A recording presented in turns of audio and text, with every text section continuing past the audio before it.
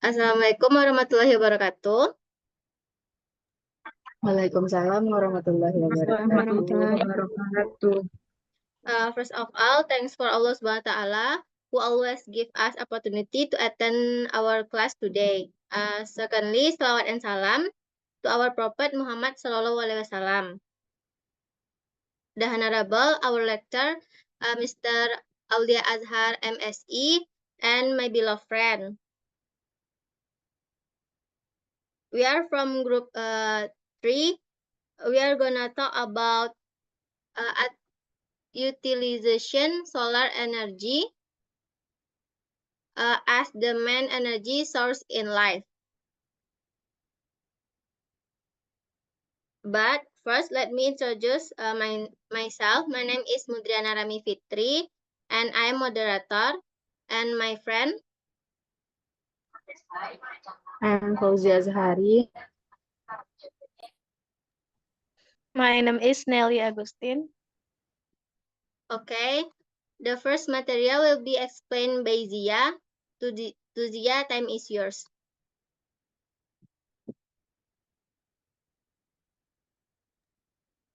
Okay, thanks to moderator. Here I'm explain the about solar cell concept. Next.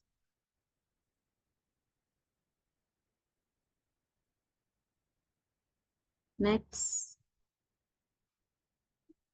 Solar concepts. What is solar concepts? Apa itu sel surya? Teman-teman ada yang tahu sel surya? Jadi sel surya itu adalah atau biasa disebut dengan photovoltaic cell, merupakan sel semikonduktor yang mengubah energi cahaya ke energi listrik melalui proses fotoelektrik. Sel surya sendiri terdiri dari beberapa komponen fotovoltaik atau komponen yang digunakan untuk mengubah cahaya menjadi listrik. Umumnya, sel surya ini terdiri dari lapisan silikon yang bersifat semikonduktor, metal, lapisan anti relaktif, dan strip konduktor metal. Di mana ketika sel surya ini menyerap cahaya, maka akan ada pergerakan antara elektron di sisi positif dan negatif yang menciptakan arus listrik sehingga dapat digunakan sebagai energi dalam alat-alat elektronik. Sel surya juga memiliki peran penting bagi penggunaan panel surya. Selanjutnya yaitu pengertian panel surya. Panel surya adalah kumpulan sel surya yang ditata sedemikian rupa agar efektif dalam menyerap sinar matahari. Selama 40 tahun terakhir, para peneliti telah berusaha memaksimalkan efisiensi konversi energi matahari. Next. Constituents of solar cell. Yang kedua itu adalah penyusun sel surya. Di mana penyusun sel surya ini terdiri dari kumpulan sel surya yang ditata sedemikian rupa agar efektif dalam menyerap sinar matahari. Sel surya terdiri dari berbagai komponen fotovoltaik atau komponen yang dapat mengubah cahaya menjadi listrik. Umumnya, sel surya terdiri dari lapisan silikon yang bersifat semikonduktor, di mana jumlah sel surya yang disusun untuk menjadi panel surya akan berbanding lurus dengan energi yang dihasilkan. Dalam artian, semakin banyak sel surya yang digunakan, maka semakin banyak pula energi matahari yang dikonversi menjadi listrik. Sini ada gambar di mana penyusun sel surya ini terdiri dari yang paling atas itu adalah bingkai aluminium, yang di bawahnya yaitu kaca pelindung. Selanjutnya ada enkapsulasi, ada di bawahnya juga ada sel fotovoltaik yang sangat berperan penting di dalam panel surya ini. Dan selanjutnya ada bahan enkapsulasi, ada lembar insulasi atau backsheet, dan terakhir paling bawah itu ada kotak junction. Next.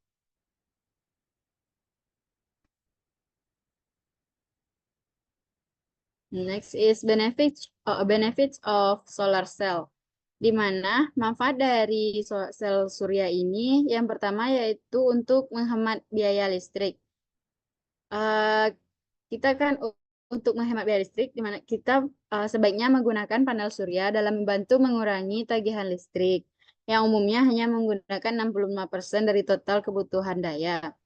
Yang kedua, solar sel surya ini ramah lingkungan, di mana sel surya tidak menghasilkan emisi rumah kaca atau polusi udara, sehingga memiliki dampak positif terhadap lingkungan. Yang ketiga uh, yaitu mengurangi pemanasan global. Yang keempat, memiliki daya tahan yang kuat, di mana panel surya dirawat dengan baik dan dapat digunakan dalam jangka waktu yang cukup panjang. Selanjutnya yaitu panel surya dapat mengubah energi cahaya matahari menjadi listrik. Sel surya dalam panel surya mempunyai peran penting untuk mengubah cahaya matahari menjadi energi listrik yang disebut dengan proses fotovoltaik. Yang terakhir yaitu meningkatkan harga nilai properti kita. Next.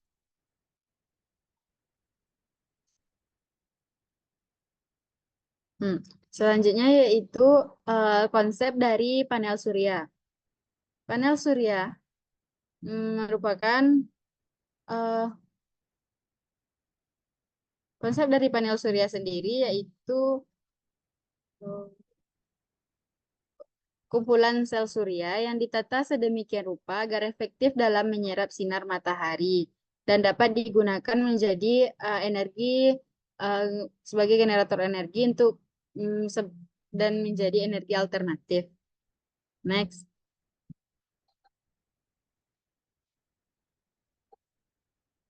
Yang terakhir yaitu perbedaan sel surya dengan panel surya. Panel yang pertama kita lihat dari fungsinya. Sel surya merupakan komponen utama yang menyusun sebuah panel surya, sedangkan panel surya merupakan alat yang terdiri dari beberapa sel surya yang ditata sedemikian rupa agar efektif dalam menyerap sinar matahari. Yang kedua, kita lihat dari posisinya. Sel surya terdiri dari lapisan silikon yang bersifat semikonduktor metal, lapisan antireflektif, dan strip konduktor metal. Sedangkan panel surya adalah kumpulan sel surya yang ditata yang digunakan dalam menyerap sinar matahari. Selanjutnya, yang ketiga dilihat dari jumlahnya. Jumlah sel surya disusun untuk menjadi panel surya itu bervariasi. Umumnya satu panel surya terdapat 60 hingga 72 sel surya. Yang keempat itu perbedaannya berdasarkan efisiensinya, di mana sel surya memanfaatkan berbagai material berbeda dengan efektivitas yang berbeda. Umumnya sel surya berasal dari monokristalin atau prokristalin yang terdiri dari beberapa lapisan dengan 2 semikonduktor. Sedangkan semikonduktor bawah adalah lapisan positif karena atom materialnya hilang. Yang terakhir, perbedaan antara sel surya dengan panel surya itu adalah dalam cara kerjanya. Cara kerja sel surya mengandung semua bagian yang diperlukan untuk mengubah sinar matahari menjadi listrik. Sedangkan panel surya adalah alat yang digunakan untuk mengubah sinar matahari menjadi listrik melalui fotovoltaik atau sel surya tersebut. Sekian, that's all for me. I'm back to moderator. Okay, thanks to Zia. The next material will be explained by Nelly. To Nelly, time is yours.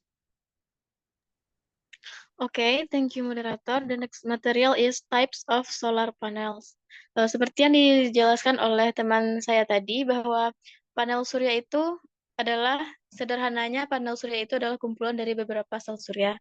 Nah, sel panel surya ini juga terdiri dari berbagai macam jenis. Yang pertama yaitu monokristalin silikon. Monokristalin silikon merupakan panel surya yang memiliki banyak keunggulan, seperti terbuat dari silikon yang diiris tipis menggunakan bantuan mesin potong, sehingga hasil irisan tersebut membuatnya terlihat lebih menonjol. Monokristalin silikon itu bisa menyerap cahaya matahari lebih optimal jika dibandingkan dengan panel surya yang lain. Meski memiliki banyak keunggulan, monokristalin silikon juga memiliki kekurangan. Agar bisa berfungsi secara efisien, monokristalin silikon ini harus mendapatkan cahaya yang berkadar tinggi. Bahkan jika cuaca mendung, monokristalin silikon tidak akan bisa menyerap sinar matahari secara maksimal dan berpotensi bahwa panel surya itu akan menurun. Yang kedua yaitu polikristalin silikon. Polikristalin silikon merupakan jenis panel surya yang umum digunakan di banyak jenis bangunan. Kebanyakan panel surya yang ditemukan di Indonesia adalah polikristalin silikon ini. Nah, teknologi panel surya polikristalin silikon memiliki kelebihan dari segi susunannya yang rapi.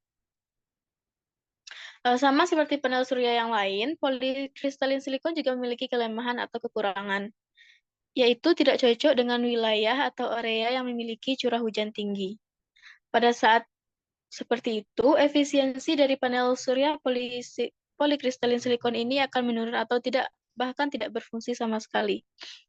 Yang ketiga, next.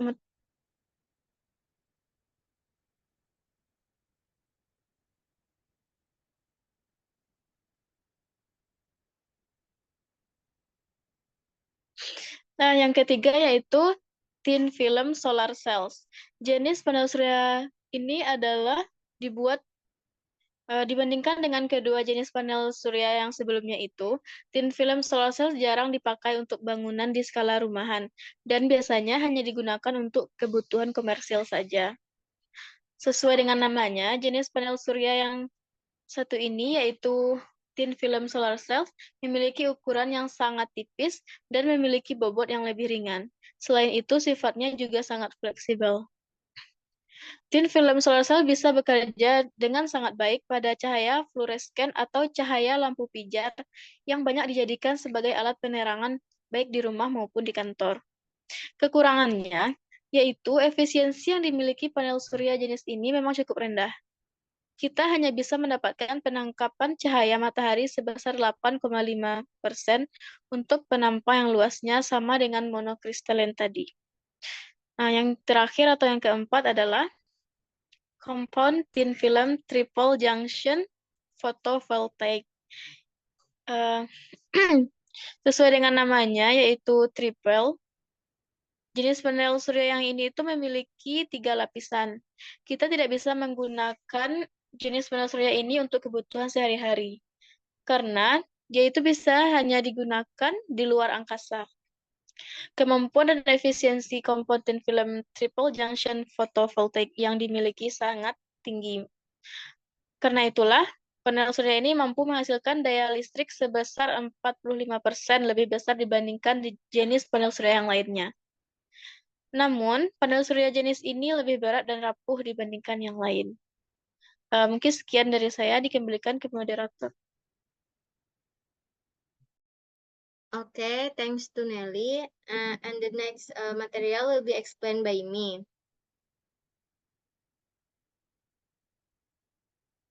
The next material, the utilization of solar cell in life. Jadi pemanfaatan dari sel surya itu di dalam kehidupan sehari-hari. Nah, seperti yang dikatakan oleh Zia tadi, kalau di dalam panel surya itu tersusun atas sel surya. Jadi kita juga bisa menyebutkan sebagai pemanfaatan dari panel surya dalam kehidupan sehari-hari. Nah, salah satu contoh pemanfaatannya yaitu penggunaan panel surya di rumah sebagai alternatif sumber energi listrik dari energi matahari. Yaitu bisa digunakan untuk melistrikan rumah. Nah, panel surya juga bisa digunakan sebagai penyedia energi untuk menyalakan berbagai macam peralatan elektronik seperti kipas, mesin, komputer, maupun seluruh bangunan. Contoh pemanfaatan yang lainnya, yang pertama yaitu sebagai pembangkit energi listrik. Panel surya sudah tentu memiliki fungsi dasar sebagai pembangkit listrik yang mengubah energi surya menjadi energi listrik. Adapun caranya yaitu dapat dilakukan dengan 2 tipe, yaitu secara langsung menggunakan fotovoltaik dan secara tidak langsung dengan pemusatan energi surya. Nah, yang kedua yaitu ada solar water pump atau PATS, yaitu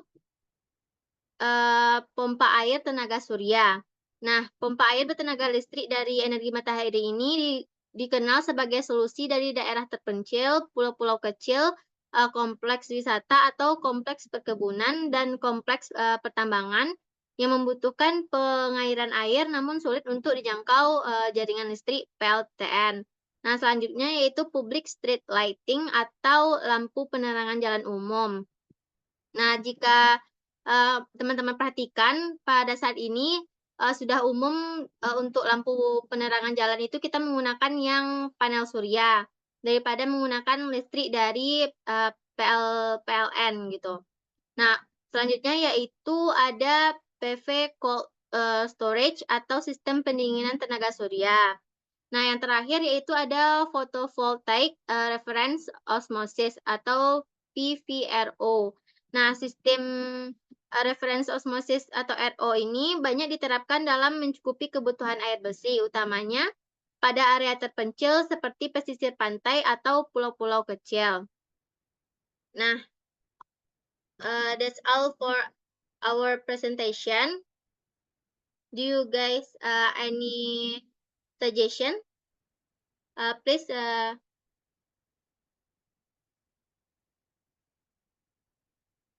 Okay. The next. Do you guys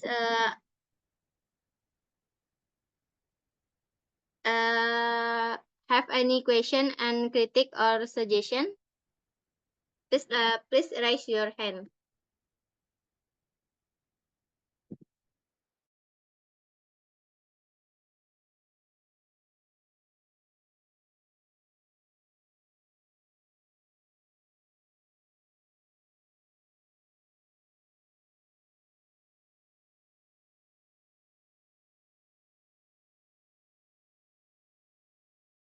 Okay, to Yuli, time is yours.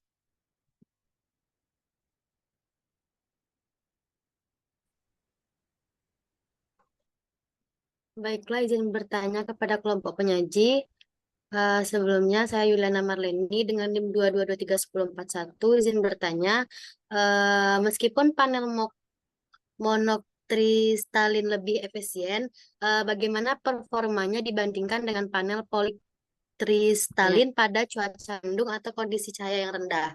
Mungkin sekian pertanyaan dari saya kembalikan pada moderator. Okay, thanks to Yuli. Next, Amel. Kepada Amel, time is yours. Baik, terima kasih moderator. Izin bertanya, dari banyaknya manfaat panel surya tadi, apakah ada kekurangan atau dampak negatif dari panel surya tersebut? Dan apakah panel surya ini tetap berjalan dalam cuaca yang buruk? Bagaimana? Tolong jelaskan alasannya. Terima kasih. Okay. Next, Zofiro. To Zofiro, time is yours. Oke, izin bertanya kepada kelompok penyaji. Pertanyaannya,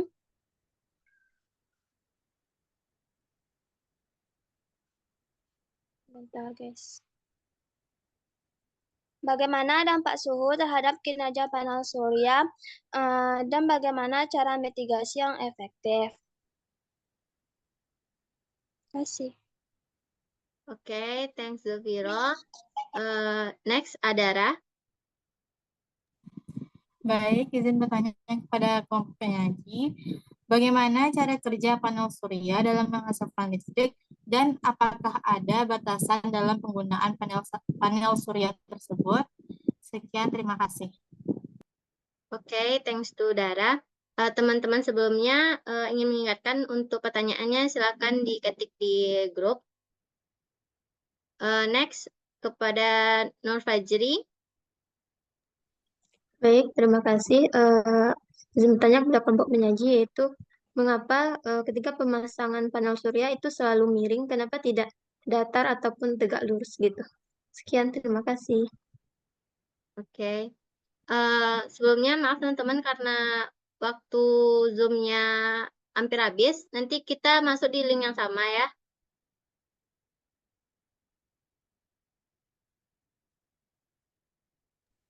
Ya, Mut.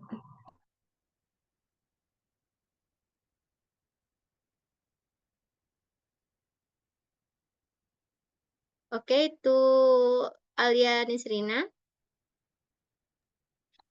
Terima kasih waktunya moderator. Saya izin bertanya, bagaimana prinsip kerja dari panel surya itu dalam mengkonversi energi matahari menjadi energi listrik? Sekian pertanyaannya, terima kasih. Oke. Sebelumnya, thanks.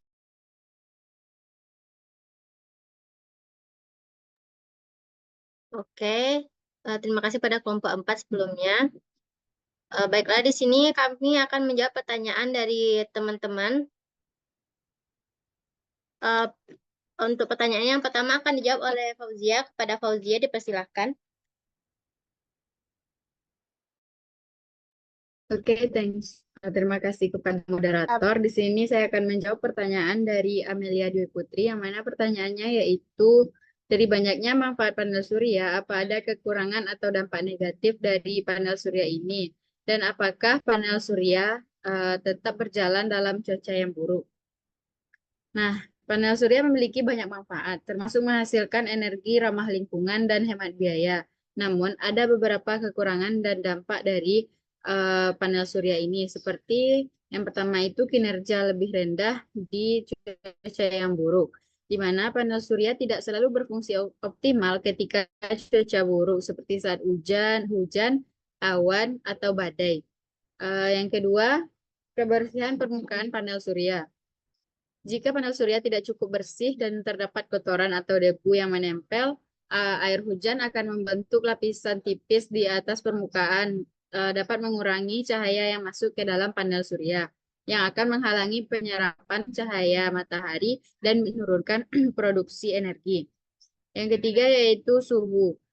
Penurunan suhu yang seringkali disertai dengan hujan dapat mengurangi mobilitas elektron dalam sel surya dan mengurangi konversi energi dari sinar matahari menjadi listrik.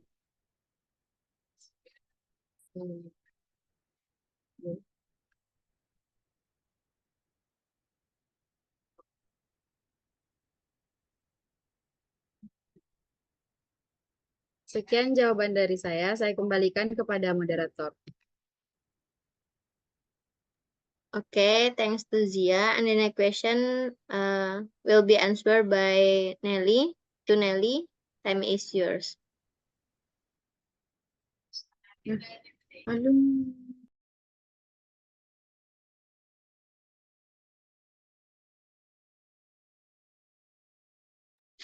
Baiklah, saya akan menjawab pertanyaan dari Yuliana Marleni, yaitu pertanyaannya, meskipun panel monokristalin lebih efisien, bagaimana performanya dibandingkan panel polikristalin pada cuaca mendung atau kondisi cahaya rendah?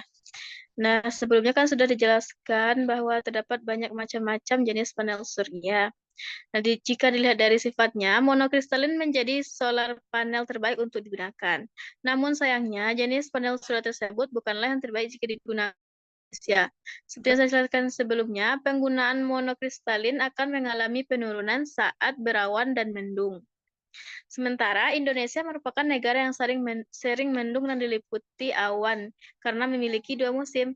Alhasil, menggunakan monokristalin dianggap tidak efektif. Jenis panel polikristalin sangat bagus digunakan di Indonesia. Meski efisiensi rendah, polikristalin memiliki kinerja lebih baik saat langit berawan dan cuaca mendung. Jadi itu jawabannya, yang paling tepat digunakan untuk di Indonesia itu adalah polikristalin. Meskipun monokristalin tersebut adalah yang cukup efisien. Sekian jawaban dari saya, dikembalikan ke moderator. Oke, thanks to Nelly.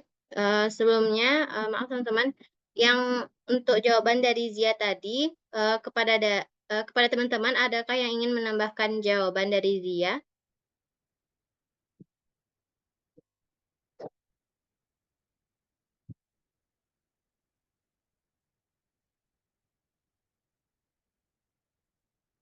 Jika tidak ada, saya kembalikan kepada Dara.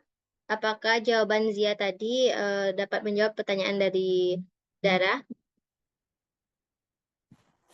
Baik, terima kasih kelompok penyaji, saya sudah paham. Oke, terima kasih Dara. Selanjutnya yaitu pertanyaan yang dijawab oleh Nelly. Apakah ada teman-teman yang ingin menambahkan jawaban atas pertanyaan yang dijawab oleh Nelly tadi?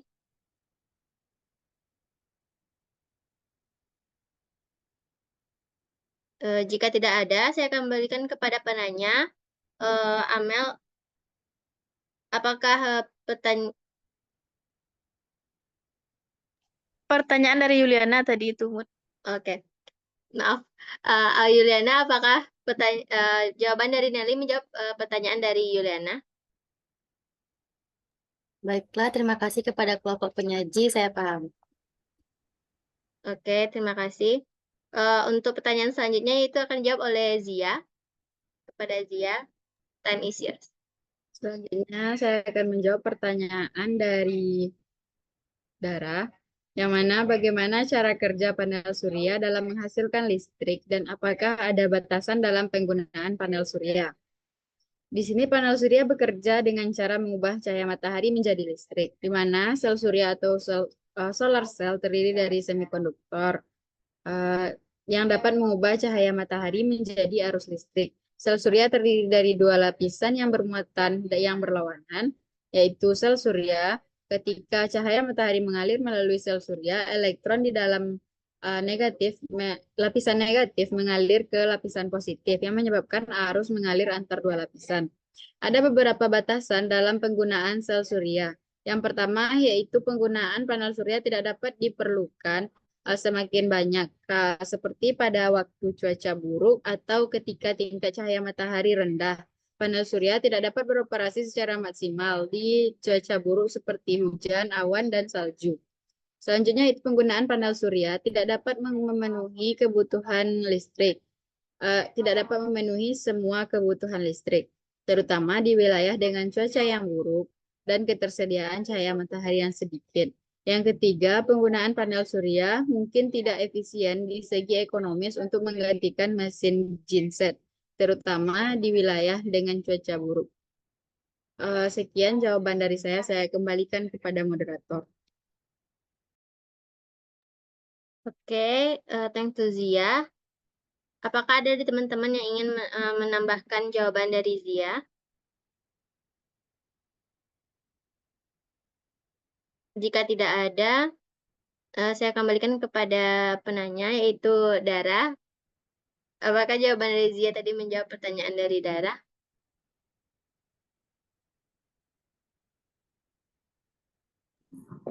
Baik, terima kasih atas jawabannya. Saya sudah paham. Oke, terima kasih. Untuk pertanyaan selanjutnya yaitu akan dijawab oleh Nelly. Kepada Nelly, time is yours. Baiklah, pertanyaan selanjutnya akan saya jawab yaitu pertanyaan dari Nur Fajri. Pertanyaannya, mengapa panel surya itu cenderung selalu dipasang miring? Kenapa tidak datar saja?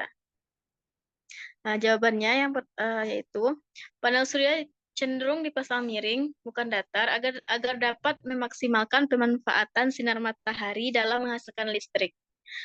Ada beberapa alasan mengapa dipasang miring itu. Yang pertama, pengoptimalan radiasi matahari. Panel surya yang dipasang miring dapat memaksimalkan pemanfaatan sinar matahari. Dengan menghadap langsung ke arah matahari, panel akan menerima radiasi matahari secara langsung dengan sudut yang tepat, sehingga meningkatkan efisiensi dalam menghasilkan energi listrik. Yang kedua, pengurangan bayangan. Dengan memiringkan panel surya, bayangan dari pohon, bangunan, atau elemen lainnya dapat diminimalkan. Jika panel surya dipasang datar, kemungkinan adanya bayangan yang dapat mengurangi produksi energi listrik akan lebih tinggi. Yang ketiga, perubahan sudut tergantung lokasi. Kemiringan panel surya juga dapat disesuaikan dengan lintang geografis suatu lokasi. Sudut yang optimal akan bervariasi tergantung pada lokasi di mana panel surya itu dipasang. Oleh karena itu, panel surya seringkali dipasang miring untuk memastikan agar sinar matahari dapat menyerap secara maksimal. Yang terakhir, yaitu menghindari penumpukan debu dan kotoran. Panel surya yang sedikit dimiringkan dapat membantu dalam membersihkan diri. Ketika hujan turun, air dapat membantu membersihkan kotoran yang menempel pada panel surya. Nah, meskipun panel surya miring lebih efektif dalam memanfaatkan sinar matahari, terkadang ada juga panel surya yang dipasang secara datar, terutama jika kondisi geografis atau arsitektur bangunan tidak memungkinkan untuk menyesuaikan sudut miring. Di lokasi dengan sinar matahari yang cukup intens, panel surya yang dipasang datar masih bisa memberikan hasil yang memadai. Nah, sekianlah jawaban dari saya, dikembalikan ke moderator. Baiklah, terima kasih kepada Nelly. Apakah ada dari teman-teman yang ingin menambahkan materi jawaban dari pertanyaan IPAT?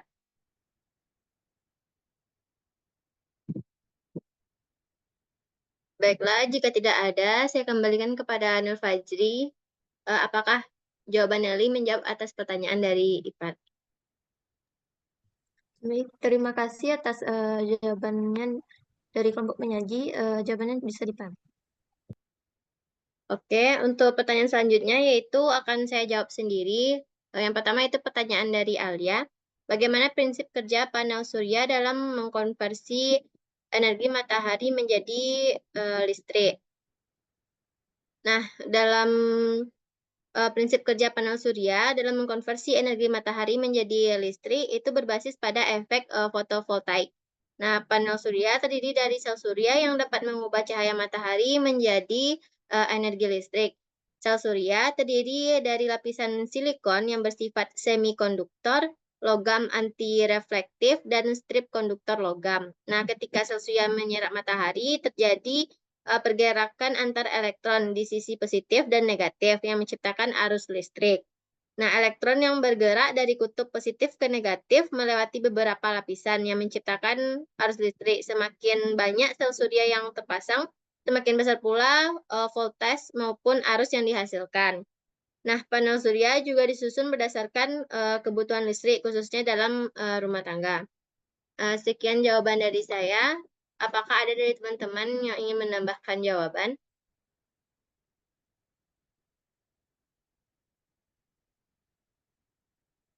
Jika tidak ada, saya akan berikan kepada Alia.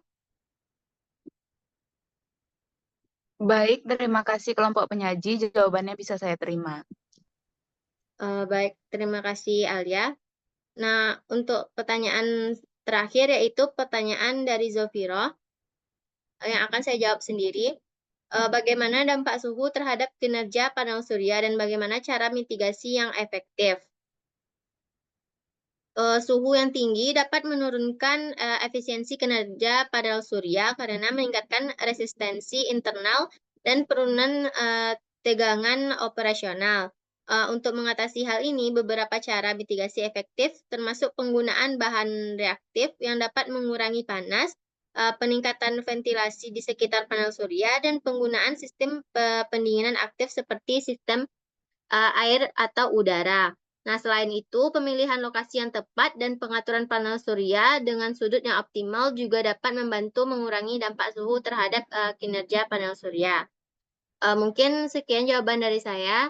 Apakah ada dari teman-teman yang ingin menambahkan jawaban?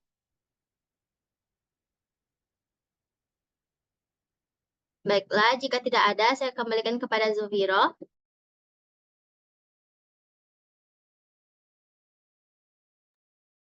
Oke, baiklah. Kepada Zofiro, apakah jawabannya saya berikan tadi menjawab pertanyaan dari Zofiro? Baik, terima kasih, saya paham. Baiklah, terima kasih Zofiro. Oke, this is the end of our group presentation. Sorry for our mistake and Assalamualaikum warahmatullahi wabarakatuh. Waalaikumsalam warahmatullahi wabarakatuh. Waalaikumsalam warahmatullahi wabarakatuh.